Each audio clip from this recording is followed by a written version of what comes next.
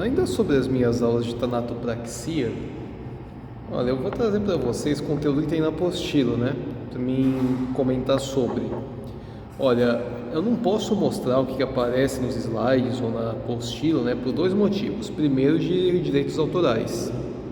Segundo, que tem muita imagem pesada ali, gore. Tem literalmente imagem de gente decapitada lá, né? Mas então, a apostila de tanatopraxia, o primeiro assunto que já é dado lá é sobre o luto, né? A morte, ela fala sobre a morte também é falar sobre a vida.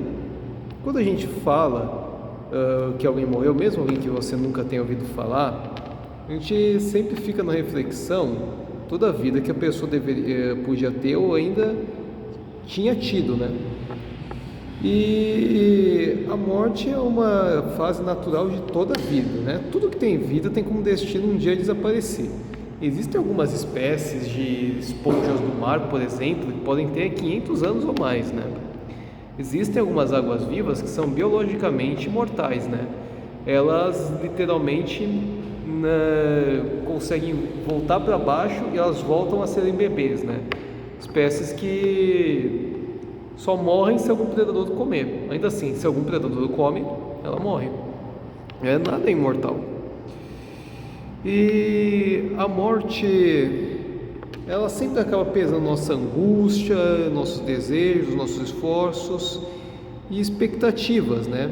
Sobre o que tem do outro lado. Religiões tentam explicar muito isso, né? Desde os tempos antigos, né? A apostila já começa a falar sobre que luto vem do latim luctus, que significa dor, mágoa ou lástima, né? Porque é o que a pessoa sente. Uma curiosidade, quando a pessoa ela passa por um término num relacionamento, é uma sensação na verdade muito similar ao luto, porque é uma perca também. Da mesma forma que você perde uma pessoa em vida, ao perder um relacionamento, é quase como se fosse uma ruptura de vida também, né? Eu que sou espírita, eu tenho uma explicação para isso. A vida também tem um fio, né? Que ela pode acabar sendo cortada. E o que acontece? Quando duas pessoas namoram, tem um fio entre elas, que acaba ligando elas.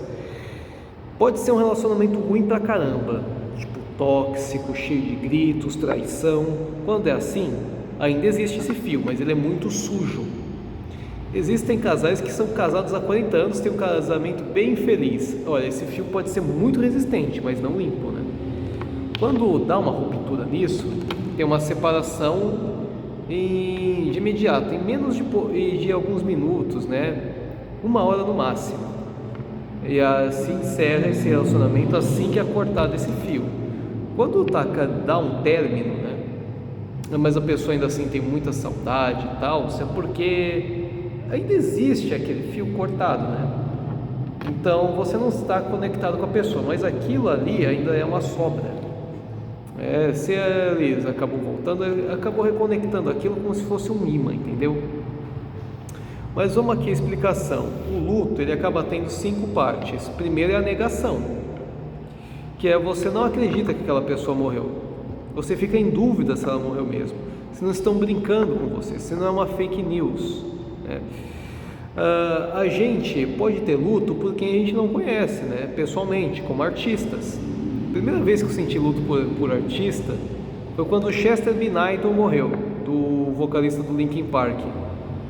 Eu pensei até que fosse uma notícia falsa e falaram, não, Lucas, qual que era? A Omelete não costuma mentir, viu?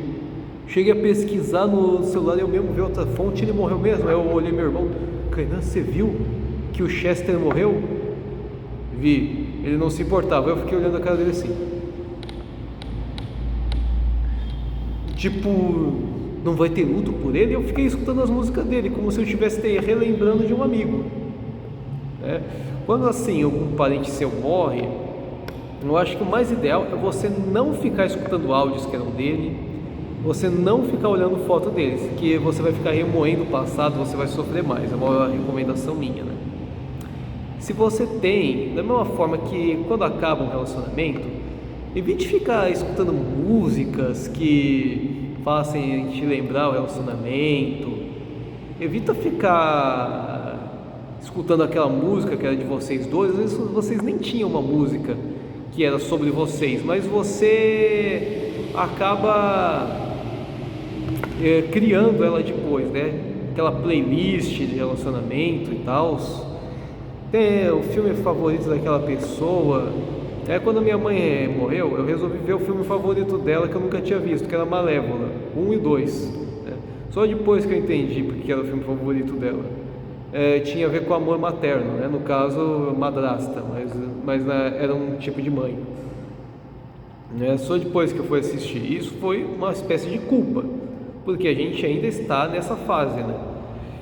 Então, depois da fase da negação, você vai para a fase da raiva. O que seria a fase da raiva? Você não aceita, por exemplo, meu Deus, se aquele médico tivesse dado o diagnóstico certo, se aquele médico tivesse dado o diagnóstico mais rápido, se aquele motorista não estivesse passando lá, você começa a apontar culpados, né?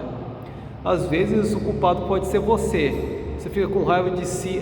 Se eu pudesse ter salvado ele. Quando meu avô, ele tinha um irmão que era alcoólatra. A maioria dos irmãos dele era tudo alcoólatra, né? No caso, se não me engano, o nome dele era José. Meu tio-avô José, ele também era esquizofrênico, né? Ele não gostava de sair de casa porque ele tinha medo que o diabo pegasse ele, né? Minha mãe, quando tinha 18 anos, ela tinha tentado se suicidar, ela estava no hospital. Aí, meu avô chegou na casa do irmão dele, depois que minha mãe estava internada, e ele tinha morrido. Sabe aqueles tridentes de fazendeiro, que eles ficam usando para pegar palha? Ele tinha arrebentado a casa inteira, estava cheio de marca de tridente. Aparentemente ele enfrentou o diabo e perdeu a luta, porque ele tinha morrido de álcool, aparentemente. Aí o que acontece? O que meu avô fez? Ele ficou culpando minha mãe, dizendo que se ela não tivesse internada, dava para ter salvado ele, em teoria, né? A gente não viu o que aconteceu ali. Quando minha avó morreu, ela morreu dormindo. As últimas palavras dela foram: Silvia, eu vou dormir, eu estou com frio. Por que ela tinha sentido frio? Uma veia tinha rompido nela e deu aquela sensação de gelo. Por quê? Porque é o sangue correndo no corpo. E ela deitou para dormir, ela infartou dormindo, ela morreu. Foi uma morte bem suave, uma morte tranquila. Então, quando minha mãe percebeu que ela estava morta, se culpou, porque ela ficou imaginando, ela podia ter concluído que ela tinha infartado. Não foi o que aconteceu. E da mesma forma que quando você termina um relacionamento, qual que é a primeira coisa que o casal faz quando termina um relacionamento? Não, talvez não seja a primeira coisa, mas uma hora vai acabar fazendo isso. Fica relendo todas as mensagens que vocês tinham. Fica pensando aonde é que as coisas começaram a dar errado. Começa a procurar culpados. Se não fosse aquela pessoa, aquele outro homem, aquela outra mulher e não sei o que, se não fosse ele, pode acabar culpando o próprio parceiro, que por alguma razão talvez você ainda quisesse estar se relacionando, apesar da culpa ser aparentemente dele. Então, é quase a mesma coisa, né? Você sente a raiva, você começa a apontar culpados, ou até mesmo sentir raiva também de pessoas que não reconhecem o seu luto. Depois da fase da raiva, tem a fase da negociação e barganha. O que seria isso? Você vai tentar comprar o cadáver? Claro que não. A fase da negociação e barganha é a tentativa da gente tentar voltar ao normal, né? Tentar seguir aquela rotina sem ela, né? E a gente pode sentir uma falta por acidente. Quando minha avó morreu, minha mãe acabava agindo às vezes, imaginando que ela estava na casa da irmã dela e uma hora ia voltar. Não é que ela ainda estava na fase de negação, mas era o costume dela, que às vezes ela viajava para a casa da outra filha, né?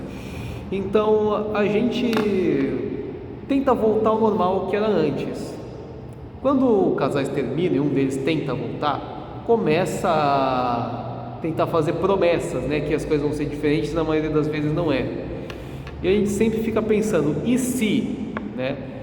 E se eu não tivesse deixado ele sair, a pessoa saiu, ela morreu. Se eu não tivesse deixado ela sair, e se eu tivesse feito algo diferente, se eu tivesse dito algo diferente? A gente, apesar de a gente estar tentando seguir as coisas normalmente, a gente ainda está nessa fase da negociação em si, né?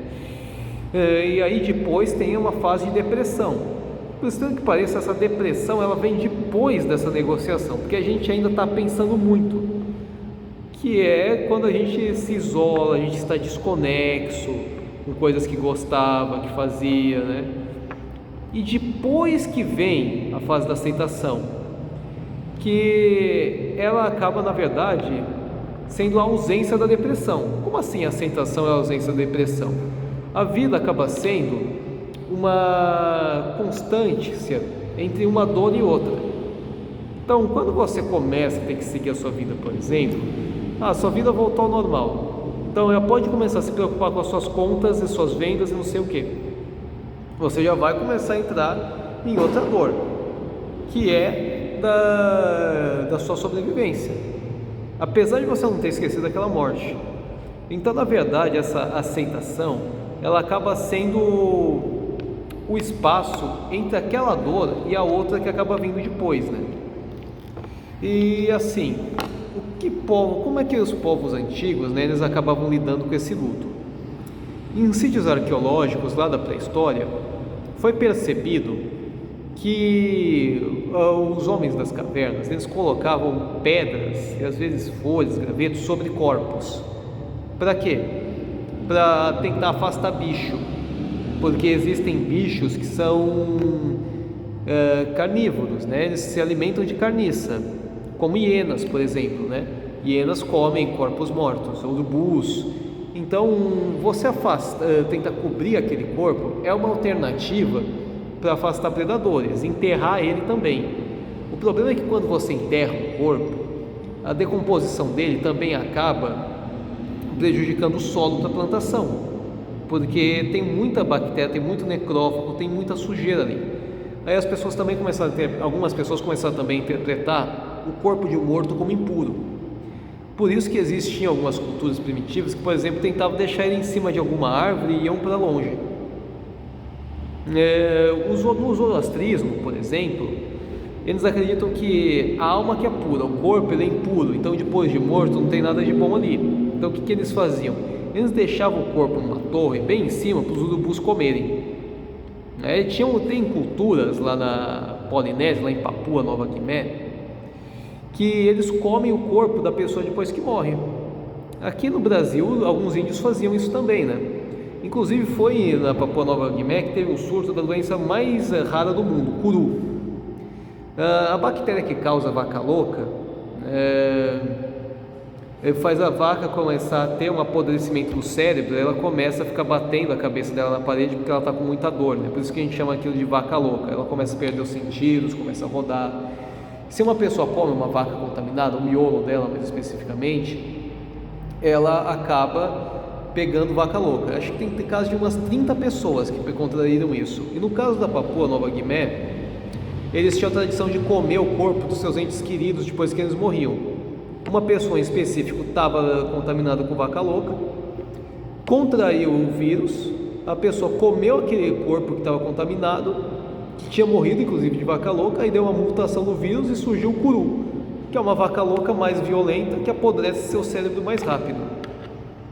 E por isso que eles tiveram que parar com essa tradição. Então é por isso que a doença mais rara do mundo é muito específico o jeito que você pega. Você tem que comer o corpo de alguém contaminado com vaca louca, né? Mas enfim, né? E como outras culturas acabavam lidando, né? Olha, os egípcios, eles embalsamavam corpos, eles faziam mumificação. Eles acreditavam que um dia todos os mortos iriam voltar à vida, né? É uma tradição, inclusive, que o catolicismo acaba herdando, a crença da vida eterna. E o que é? Na Roma, por exemplo, né? Se alguém fosse atingido por um raio, as pessoas ficavam com medo até de fazer funeral para aquela pessoa. Por quê? porque eles interpretavam que deve ter sido o próprio Júpiter quem deve ter matado ela por algum motivo. Então eles tinham medo de demonstrar algum afeto pelaquela pessoa que foi morta por um raio. E o que acontece, cara? Na Grécia Antiga foram feitas as primeiras necrópolis. Poli, cidade pequena. Necro significa morto ou cadáver. O que é necrópole? Antigamente na Grécia, as pessoas enterravam os corpos dos seus entes queridos embaixo de casa ou no quintal mesmo. E aí eles tiveram a ideia de começar a jogar todos os mortos, todo mundo que morria, numa cidade, uma ilha isolada. E aquela ilha acabava se tornando um pequeno cemitério. Aí aquilo é o que eles chamavam de necrópolis. A ideia daquilo era afastar ladrões de corpos e bactérias mesmo, mandar para um local isolado. Por que eles não comiam corpos, diferente de Papua Nova Guiné ou de índios brasileiros? Porque Zeus, ele banalizava o canibalismo, porque Zeus odiava muito o pai dele, Cronos, por ter engolido os próprios filhos, né? E para os gregos era uma espécie de pecado mortal o canibalismo, porque Zeus também abominava isso. Os hebreus foram os primeiros a criar, por exemplo, catacumbas para sepultar corpos inteiros, né? E na idade hebreus eu me refiro aos judeus, né? E na Idade Média, cemitérios eles eram feitos estrategicamente próximos de estátuas de santos e de igrejas, acreditando que os corpos iam encontrar a luz mais cedo, iam poder ir para o céu mais cedo. Então, se você fosse enterrado perto de uma imagem de São Jorge, uma imagem de Santo Agostinho acho que nem é daquela época, Virgem Maria, né? A pessoa poderia encontrar a salvação mais rápido, porque já tinha um santo ali para auxiliar ela. Considerando que tem uma missa do lado, também ia auxiliar, né? A ideia de uma missa também seria justamente auxiliar na chegada daqueles mortos ao céu. E o que acontece? Algumas pessoas, né, na época, a maioria dos pratos e dos copos eram feitos de estanho. Com bebida alcoólica, aquilo ali acaba ficando tóxico. Aí a pessoa, ela acaba ficando dopada. Aí eles interpretavam que ela morria, enterravam ela viva. E aí, percebendo que às vezes tinha barulho, aí eles conferiam o caixão, tinha um monte de arranhão e rapaz, a gente enterrou uma pessoa viva. Por isso que a partir dali começou a ter gente que monitorava os corpos depois de mortos e ficava até de vigia no cemitério para tentar perceber se não enterraram por acidente alguém vivo. Tinha até alguns casos que foram postos sinos dentro do caixão, porque você imagina um morto, uma pessoa acordar no próprio caixão, deve ser assustador, né? Eu já cheguei a ver uns casos de que as pessoas tinham achado que o homem tinha falecido, ele acordou no próprio velório, né? E isso é uma incompetência do necropsista, porque é para eles analisarem se a pessoa realmente morreu, né? Pelo amor de Deus. Como diria o Santo Agostinho, eu fiz aqui bastante anotação sobre a apostila, né? Uma citação dele: a morte não é nada, eu somente passei para o outro lado do caminho. Eu sou eu, vocês são vocês. O que eu era para vocês, eu continuarei sendo: a morte. Santo Agostinho escreveu isso antes de morrer, né? Porque as pessoas, depois que você é você, né? Eu já escutei até um rabino uma vez falar a seguinte frase: quando você morrer, Deus não vai te perguntar qual é a sua religião, Ele vai te perguntar porque se você é você. O que eles dois quiseram dizer com isso? Eles quiseram dizer que você tem a sua personalidade. Depois que você morrer, as pessoas vão lembrar de tudo aquilo que você fez e disse, de como você era. Então não vai ter novas memórias sobre você. Talvez as pessoas acabem lembrando, quer dizer, acabem descobrindo coisas que não sabiam até então, quando começarem a conversar sobre você. Mas você agora está do outro lado, você não deixou de ser você, você ainda está num processo de evolução, né? Ele, tudo bem que ele não acreditava em Exu e essas coisas, né? Ele era católico, nem tinha Exu na Europa na época, né? Isso é uma coisa que foi da África para o Brasil. Mas agora, talvez os mortos eles ainda estejam vendo os vivos, eles tenham conclusões novas, mas não o contrário.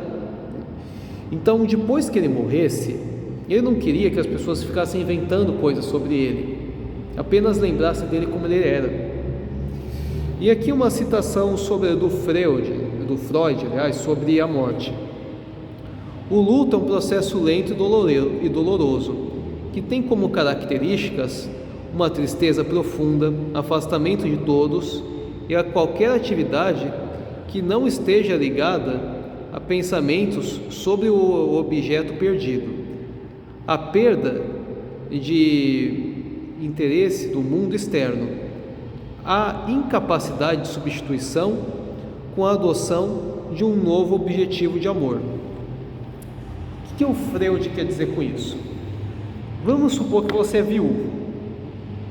Não é apropriado você buscar uma namorada assim que a sua esposa morre, porque você ainda está naquelas fases, você vai querer ficar falando sobre a sua ex, né? E apesar de você buscar afastamentos, substituições, você ainda está naquilo.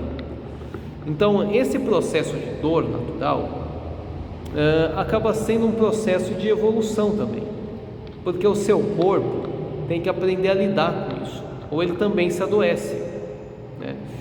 Eu cheguei a ver um caso uma vez no jornal, uma mãe que provavelmente tinha doença mental, ela acabou matando o bebê dela, não sei porquê.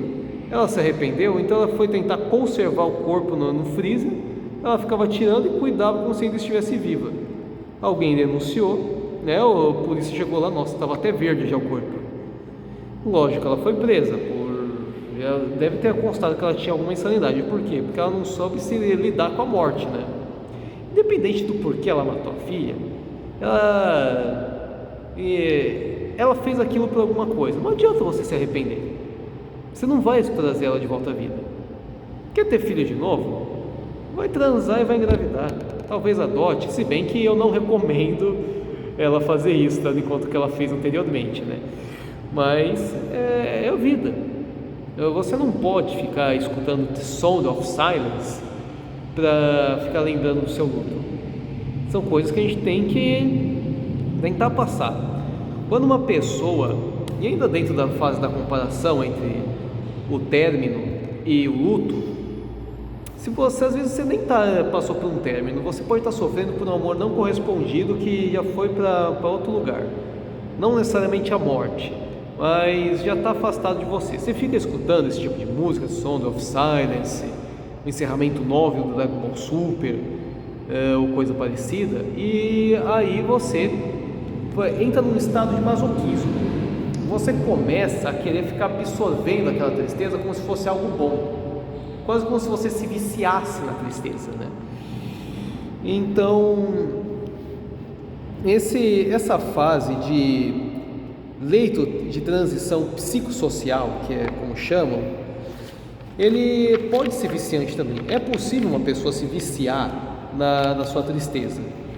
Tanto os católicos quanto os protestantes creem que o céu pode ser um lugar melhor para a pessoa, se ela for para o céu. Os católicos, eles dizem que bastava a pessoa crer em Cristo como sua protetora e ser devoto, ninguém é indigno do paraíso. Então, assim, o Papa, por exemplo, o Francisco, eu não gosto desse Papa de agora, eu gostava mais do Francisco, ele chegou a perdoar o Fidel Castro. Muita gente ficou revoltada, mas mesmo o Fidel Castro, tudo bem que ele se dizia ateu, né? Mas a gente não pode ter certeza do que passava na cabeça dele, se ele acreditava em Deus bem no fundo. Mesmo ele merece perdão. Então, ele se confessar, ele pode sim ser perdoado pelo que ele fez. Então, mesmo ele ou qualquer outra pessoa insana, tanto ele quanto as suas vítimas, pessoas que ele acabou matando, são dignas de Cristo. Protestantes, eles também acabam pegando um pouco mais pesado sobre crenças de inferno, né? Crente também gosta de condenar mais os outros, não que católico não faça isso, mas são crenças cristãs. No Espiritismo, a gente acredita em reencarnação. No budismo também acredita em reencarnação. No Islã também é céu e inferno. No judaísmo, o espírito ele pode acabar voltando para completar uma missão, né, como um Espírito Santo. Nos mormons também acredita em céu, né? Mas assim, eu como um bandista, eu digo assim, todos eles podem estar meio certo, porque depois que a gente morre, a gente desconecta do corpo. Aquilo ali agora é lixo, não tem mais nada lá. O seu corpo, ele pode passar por uma evolução, né? Se você quiser aprender, e se tem uma coisa que Lúcifer acabou me ensinando no dia que eu conheci ele, a vela de anjo da guarda não é para o anjo da guarda, é para você estar mais conectado a ele. Quando você faz aqueles trabalhos de malandro, você usa cerveja, cachaça, coxinha, não sei o que, para caboclo, para preto velho, na verdade não é que ele é gordo, ele quer comer bastante coisa, ou porque ele vai formar uma adega, por isso ele precisa de um monte de bebida alcoólica. Aquilo ali, eles conseguem puxar a essência daquilo e eles conseguem manipular a realidade para você. Então nada daquilo é exatamente para eles, aquilo é para você. Você vive para evoluir, e depois de morto você ainda continua trabalhando. Nada dignifica mais a pessoa do que o trabalho. Aprender e crescer, ser uma pessoa melhor. A questão não é crescer só financeiramente ou profissionalmente, mas você evoluir como pessoa. A maioria daquelas entidades que eu conheci, né, elas estão ali para evolução, inclusive. Elas um dia foram pessoas como nós, que tiveram que reencarnar muitas vezes para continuar fazendo coisas no mundo. Eventualmente algum Exu ou coisa parecida pode reencarnar também. E existem casos que depois que a pessoa morre, ela volta a ser quem era na vida retrasada. Eu ouvi falar, por exemplo, que Getúlio Vargas reencarnou em 2016. Ele tem como objetivo tentar ser presidente de novo para ordenar o Brasil. Depois que essa pessoa morrer, vai voltar a ser Getúlio. Boa sorte para ele, para o nosso futuro presidente, então. Mas isso também é um rumor, né? Da mesma forma, tem gente que evolui para trás. Um Quiumba, por exemplo, ao invés dele querer aprender, ele se manteve dentro de sentimentos negativos, né? Tristeza, raiva, vingança. E como foi o resultado? Meio que ele se apodreceu, ele tem uma espécie de doença mental, ele vive para fazer o mal.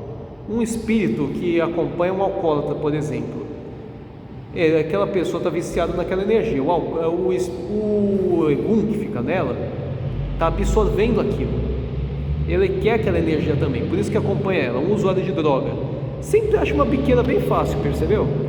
Porque outros espíritos negativos que acompanham, que também são viciados naquela droga, acabam auxiliando ele. Quando eu já cheguei a ver demônio incorporado, é literalmente um inferno, desculpa o trocadilho. Eles ficam te xingando, te ameaçando e querem chamar o máximo de atenção possível. Existe também zombeteiro, que é espírito que não amadureceu, né? Que fica fazendo coisas absurdas com aquele corpo, para fazer a pessoa passar o máximo de vergonha possível e queimar a reputação dela, porque é engraçado. Demônio, quando reencarna, mente que é Exu, mente que é Deus pagão, que é santo, que é alguém que você conhecia, não sei o quê. Por quê? Porque a mente deles é uma vibração muito negativa, ela está aí para querer te dar bronca, enfiar loroto na sua cabeça, falar mentiras, né? E mesmo elas merecem salvação. Você acredita se eu te falar que mesmo o demônio tem anjo da guarda? Aquela pessoa que se tornou aquilo ainda tem os seus guias, seu Exu, preto velho, malandro. Eu fico até pensando, será que Exu errou com ele? Porque em todo momento tem todo aviso, tem todo sinal, e a pessoa ainda se tornou aquilo mesmo depois de morta, né? Ou se foi a pessoa que errou com o Exu. É uma questão assim bem pesada que eu faço, mas eu sou obrigado a questionar também, né? Então assim, esse processo o que acontece depois que ele é retirado do corpo? Ele passa por uma limpeza, volta a ser um espírito neutro. Talvez ele acabe se levando uma espécie de lobotomia. Se eles verem que está um inferno, aquele cara sempre se corrompe de novo. E aí o Molu vai analisar, depois que ele vira um ovoide de novo, ele pode esmagar aquilo e a pessoa deixa de existir. Ela volta a ser... ela se torna uma espécie de adubo. Segundo o que eu aprendi na minha crença, né, almas novas nascem de uma espécie de árvore que tem um fruto que a gente chama de ovoide, que parece uma espécie de ovo, que é daí que surgem almas novas, né?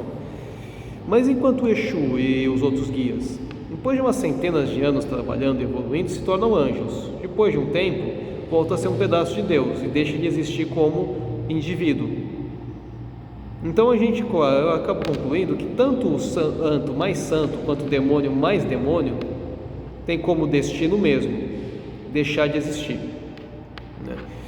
Então todos eles têm o seu fundo de verdade. Mas agora, voltando aqui ao tema da alma, isso não está escrito na apostila, né? Eu acabei tentando explicar a minha crença, já que eu estou falando de religiões. O que é um ato fúnebre? É o sepultamento. Quando a gente coloca o morto dentro da sepultura e para prestar suas devidas homenagens, né? Geralmente caixão tem um monte de flor, tem um velório que geralmente é curto, né? O corpo em conservação, quando é sepultado, geralmente ele pode ficar ali no máximo 24 horas, né? Um corpo em formalização, ele é condicionado, né, em um local metálico, e ele fica lá de 24 a 72 horas. Superior a 72, ele é translado, né? Ele passa por um voo, né? Tipo, o que eu quero dizer com isso? O corpo ele tem que ser conservado de algum jeito, algum caixão especial, com produto químico, porque às vezes eles querem tirar aquele corpo da cidade e mandar para outra, talvez até para outro país, né? E uma cremação, a gente tem que ele geralmente é feito depois de 48 horas, né? Porque eles estão preparando seus devidos fins numa temperatura altíssima para queimar aquele corpo e só sobrar pó, mais nada, né? Cinzas. Agora, o que você faz com isso? Você escolhe, né? O corpo da minha avó, por exemplo, a gente jogou na terra mesmo, né? Perto de uma árvore, de alguma fruta que ela gostava.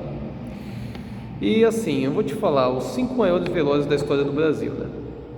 Em questão de gente, o maior velório da história do nosso país foi do Ayrton Senna, né? O segundo maior velório, em questão de gente que foi do Getúlio Vargas, do Pelé e do Mamonas Assassinas. Agora, em questão de tempo, o que mais tempo durou foi do Tancredo Neves, foi mais de 24 horas de velório, que ele era para ser presidente, mas ele morreu antes. O segundo maior velório em tempo foi do Ayrton Senna, e depois foi... Nossa, esqueci. Acho que foi do Pelé mesmo. Agora, velórios coletivos, né, que é quando muita gente morre, foi o Mamonas Assassinas. Em segundo lugar foi a Boate Kiss, o Massacre de Suzano e o Avião da TAM. Velórios, o corpo geralmente ele não fica só no caixão. Às vezes tem que, quando muita gente é muito tempo estimado, tem que ser passado um produto especial nele. Aquela maquiagem que a gente usa para maquiar o cadáver não é a mesma maquiagem que mulher passa. É uma coisa especial que também conserva. Você não vê o corpo da Elizabeth, que durou mais de 72 horas de velório? Eles estavam passeando com o cadáver pelas regiões do Reino Unido. Tinha fila para você entrar na fila para ver o corpo. E assim, quando uma pessoa morre, essa apostila era bem grande, dá para perceber, né? O atestado de óbito ele é assinado por 2 médicos, que eles comprovam mesmo que a pessoa morreu. Depois tem autorização de cremação, se querem que creme, certidão de óbito, acompanhado de uma cópia autentificada, tá, do seu documento original, né? Depois que tem tudo isso, que a gente passa o documento para garantir que a pessoa está morta. Então, se não tiver nada disso, uma prova que a pessoa morreu, aqui no Brasil a gente não passa esse atestado, né? Existe muita ética na biossegurança, porque um tanatopraxista é uma profissão de risco, né? Porque assim, a gente tem que cobrir nosso rosto, nosso cabelo, nossas luvas, né? Tá bem protegido, porque muitos corpos ainda podem estar contaminados, né? Se a pessoa morreu de Covid, não é porque ela está morta que não tem vírus ali ainda, com certeza tem. Também tuberculose, ebola e outras doenças assim. O sangue dela também.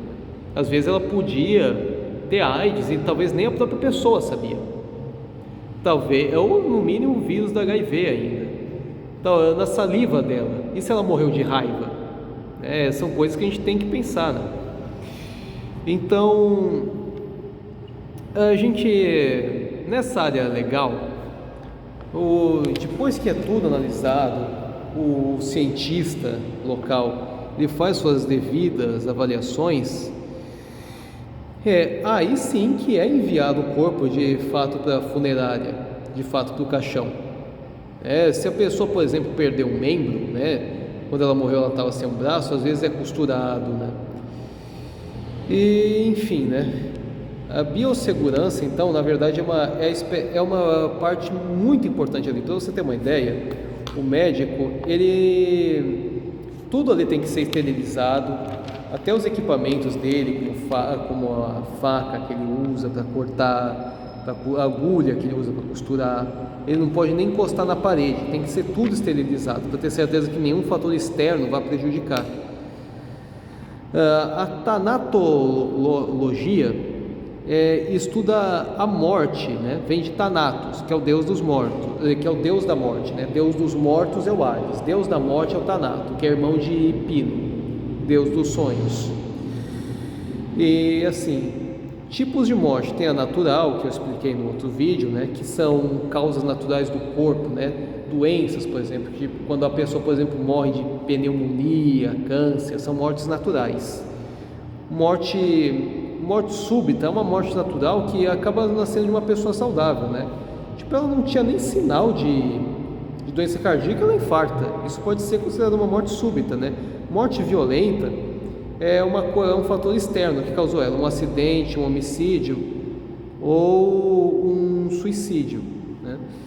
Uma morte fetal, morte fetal é morte do feto, tipo de uma mulher grávida, né? Pode ser um aborto ou pode ter sido uma causa natural, tipo ela adoeceu, o bebê não resistiu, né? Ou ela talvez ingeriu bebida alcoólica, o bebê não resistiu, né? E tem a morte materna, que é quando a mãe não sobrevive ao parto, né? O Lula teve uma esposa que acabou morrendo no parto, inclusive. Isso é uma morte materna, né? Morte materna não é toda mulher que simplesmente é mãe. A gente põe o termo morte materna quando a pessoa morre no parto, né? Cheguei a ver um caso curioso que a mãe tinha tentado abortar o bebê, ela morreu, mas o bebê sobreviveu, você acredita? Era provavelmente uma clínica clandestina que fez um trabalho muito mal feito, não foi tipo sucção que nem o Gutinho queria fazer. E o que é uma morte catastrófica? Morte catastrófica é quando um evento natural geralmente mata muitas pessoas. Um tornado, por exemplo, surge, destruiu tudo, a pessoa morreu em fator do tornado. Foi uma morte catastrófica, porque o tornado é uma coisa natural, mas ela trouxe algo externo que matou ela, né? Uma morte por tsunami também é uma morte catastrófica, né? E uma presumida é quando a pessoa ela está tanto tempo desaparecida que a gente conclui que ela morreu. Uma pessoa que desapareceu há 100 anos, ninguém nunca soube o que aconteceu com ela. É presumida, é óbvio que ela não está mais viva. Mas, cara, às vezes a pessoa está sumida há 20 anos, ela reaparece, ela está viva em algum canto. Às vezes ela está vivendo uma identidade falsa por aí, foi para outro país, ou às vezes ela ficou realmente 20 anos em cativeiro, né? É um pouco raro achar esse tipo de coisa, graças a Deus, mas às vezes tem esse tipo de coisa. Por isso a gente dificilmente dá morte presumida, porque apesar de ser muito difícil, pode ter gente que pode estar muito tempo desaparecida, mas está viva, né? Se for 100 anos desaparecida, é óbvio que ela morreu, então é uma morte presumida, né? Agora, tanatossemiologia é a análise pós-morte para averiguar o que aconteceu ali, né? o corpo ele desidrata, ele resfria, ele tem a pupila está dilatada. Quando a gente vê aqueles sinais, né, a gente pode ter certeza que a pessoa está morta. Então, dificilmente você vai ver um caso da pessoa que acordou no próprio velório. Mano, pior que eu cheguei a ver uma reportagem dessa essa semana, meu. Eu tava na padaria e eu tava passando isso. O cara acordou no velório dele. Deve ser doido isso tipo de acontecer. Então, assim, né? A fase da autólise é a formação de catabiloides, né? Que é uma acidificação, né? Ou seja, as células elas começam a morrer também. Depois de morto ainda existem algumas células vivas, né? A maceração é o fenômeno que a gente diz que a pele está começando a sair do corpo, né? E a putrificação, que é quando já está todo composto. Isso são as fases do corpo, né? Então vamos aqui resumir, né? Pegar essas partes. Fresco é quando acabou de morrer. Inchaço, o inchaço vem em seguida. Depois tem a decomposição e aí tem a putrificação. Depois que tem a esqueletização, né? Coloração, o corpo começa a ficar verde. Regiões aqui do corpo, o abdômen. Por que isso aconteceu? O seu corpo ele tem bactérias naturais. A gente chama isso de caseixirotas que tem no estômago. Elas são que ajudam você a digerir o seu alimento. Quando a gente toma Yakult, o Yakult é rico em caseixirota. É um tipo de bactéria. Tanto é que se você esquentar o Yakult, como você esquenta leite, uma leiteira, coisa parecida, você mata as caseixirotas e aquilo ali vira só leite. Logo ele perdeu o seu valor de laticínio. A caseixirota ela acaba ajudando o seu corpo a fazer digestão, a você cagar, e ao mesmo tempo que você produz uma espécie de, não posso dizer assim, anestesia para você não sentir tanta dor cagando, né? Então você caga mole e bem. Quando você está com muita dor de estômago, suas fezes além de saírem duras, você faz esforço físico, você pode pegar uma hemorroida, né? É porque você não está se alimentando direito e está faltando caseixirota no seu estômago. Depois que a pessoa morre, depois de 20 a 24 horas, aos poucos, essas bactérias começam a comer o próprio corpo, porque elas estão interpretando que não tem mais nada ali para entrar dentro do corpo para elas se alimentarem. Logo, para sobreviverem, elas começam a comer o próprio corpo, né? O corpo que hospeda elas. E depois disso surge a fase gasosa, né? O gás sulfúrico bacteriano, ele combinado com a hemoglobina do seu corpo, ele cria uma substância que chama é um nome difícil, sulfometahemoglobina, é um palavrão, né? Que isso começa a ser tóxico. Dos orifícios do cadáver, sejam orifícios naturais, tipo a boca, o nariz e o ânus, a tiros que ele eventualmente tinha levado, começa a vazar e o corpo começa a feder muito. E aquilo, como é um gás, ele chega a ser muito tóxico, uma pessoa fica muito em exposição àqueles cadáveres. Logo, o peito ele também começa a estufar um pouco, que está na fase do inchaço também. E a língua começa a sair para fora, os olhos, no caso do homem, o pênis começa também a ficar ereto. E as unhas podem crescer 21 milímetros por hora também, mas isso é por pouco tempo, né?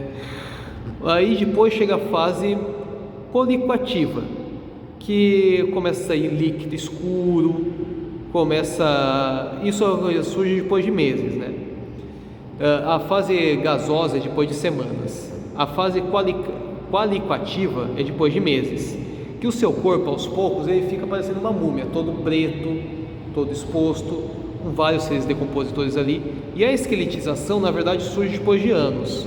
Então, assim, a coloração é de 20 a 24 horas, começa de 20 a 24 horas, dura 7 dias. A fase gasosa de 2 a 7 dias e que começa e depois ele acaba de 7 a 30 dias. A colicoativa começa de 9 a 30 e depois ela acaba de 1 mês a 3 anos. Isso depende muito do corpo, né? Um bebê, né? Ele é pequeno, quase não tinha nada, vai entrar nessa fase em 1 mês depois de morto, né? A esqueletização já é a fase final, não tem nada depois do esqueleto, só se aquele estiver enterrado há milênios e depois virar petróleo, né? Que é o caso de dinossauros, plantas e até plânctons, que depois de fossilizados eles se tornam petróleo, né? E o que é uma mumificação? Tem mumificação natural e tem mumificação artificial. É quando o corpo ele não chega na esqueletização por causa do ambiente que está. Existem alguns casos de rainhas que passavam tanto perfume que aquilo acabou impedindo as bactérias de passarem da qualificativa. Então ela acabou se mumificando, o corpo ele não se tornou um esqueleto. Foi o que aconteceu, por exemplo, com a Carlota de Portugal e até com a Leopoldina.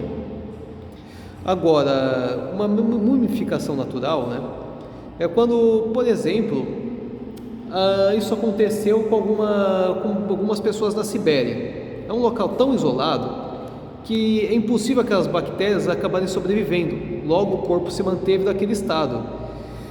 Se o corpo estiver num ambiente seco, embora bem ventilado, até mesmo as bactérias elas acabam ficando impróprias ali e elas acabam secando, e aí o corpo se mantém daquele jeito. Isso é uma múmia, é um corpo que foi conservado ao máximo depois de morto e não chegou na esqueletização, né? E enfim, né? No final do curso, né, tem muita parte ali sobre anatomia, sobre esqueleto. Eu acredito que isso vai ser a coisa mais difícil da gente estudar no final dele, né? E então, assim, tem muito processo aqui, né? Em nome difícil, que dificilmente a gente vai usar durante a vida. Tanatodiagnóstico é o que afirma que foi a morte. Tanatoscopia examina e verifica a realidade das causas. Difícil esse nome. Tanatoconservação são as técnicas que são usadas para preservar ele, com químicos e com refrigeração. Se ele é mantido num local de 0 a 150 graus negativos, ele não estraga, aquilo conserva o corpo. Existem alguns casos de pessoas, né, que elas chegaram a pagar para depois de mortas o corpo delas ser refrigerado, caso um dia criem a ressurreição. Tem gente que paga por isso, né? O Jeffrey Epstein queria que fizessem isso com o corpo dele, né? E que preservassem ainda o pênis dele para ele poder ter mais filhos ainda infinitamente, né? Não foi o caso dele. Eles não autorizaram a fazer isso depois, né? E também tem a tanatolegislação, que são as leis quanto a isso. Tem a tanatocronologia, que é para estimar o tempo de morte, né? Quando ela morreu, quando ela levou o tiro, quanto tempo ela morreu? Ela cambaleou antes, né? Ela não morreu instantâneo, ela sofreu um pouco antes, e isso que é analisado. Quais são algumas das técnicas que são usadas, né, na tanatocronologia? Eles analisam a velocidade que o corpo está esfriando, o aumento das unhas que eu mencionei, e às vezes eles podem analisar até mesmo alimentos. Água, chá, café e leite começa a ser digerido no seu corpo de 1 a 2 horas. Agora, de 2 a 3, massas, ervilhas, carne de ave, bovina, bolacha, laranjas. De 3 a 4, pão, arroz, carne assada, verduras cozidas, presunto. De 4 a 5, carne de porco, alguns legumes e couve, né? Então, esse também é uma forma bem difícil, né? Que é analisar até o processo de digestão. Quando foi a última vez que aquele cara comeu? E até onde chegou a decomposição do corpo dele? Isso pode ser usado pelo legista para também analisar o tempo de morte dele. Eu ouvi falar até de uma lenda que durante a Guerra Civil Americana teve um soldado que ele tinha levado um tiro na barriga. O que o médico fez? Ele prendeu ele numa cama e, em vez de fechar o buraco, ele ficou pondo amostras de alimento com uma corda dentro do estômago dele para ficar analisando o tempo de digestão. E foi desse jeito que ele descobriu em quanto tempo cada coisa fica digerida. Depois aquilo acabou infeccionando, depois de uns meses sendo torturado pelo médico praticamente, ele acabou morrendo, né? E foi graças a isso que a gente consegue ter esse tipo de estudo, né? Então, assim, eu não sei se ficou claro tudo que eu falei, mas sobre a apostila de tanatopraxia, né?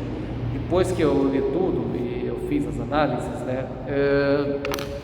Deu para passar para frente essa informação, né? Então, um forte abraço e fica com Deus.